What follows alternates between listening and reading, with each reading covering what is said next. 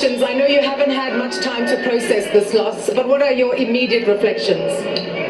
No, honestly, look, we were not good enough to win this test match. Obviously, having put into bat, I thought we got decent runs on the board on that track. KL Rahul batted brilliantly to get us that score.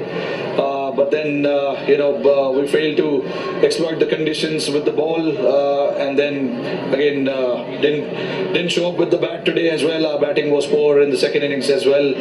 Virat batted brilliantly at the end there, but again, if you want to win test matches, you got to come together collectively.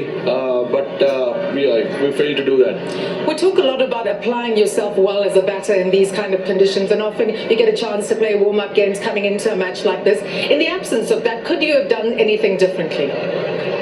No, I mean, look, guys have come here before. We do understand what to expect from the conditions. And then obviously every individual have their own plan of going about and how they want to do and get the job done. But again, like I said, our batters were challenged at different times of the game.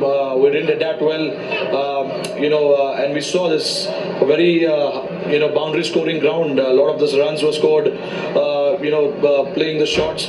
But again, you've got to understand the opposition, their strength, what kind of bowlers they have, what kind of lengths they hit, and things like that, and bring everything into your game plan.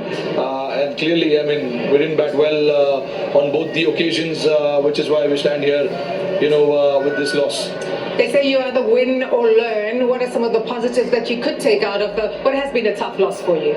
No, look, I mean, there were some positives. Obviously, when you play a game like that, there's, not a lot, to finish the game inside 3 days. Obviously, you don't have too much positives, but like I mentioned, KL, the way he batted in the first innings, showed a lot of us, what you need to do on that kind of pitch. And then, bowlers, obviously, a lot of these guys, haven't been here before.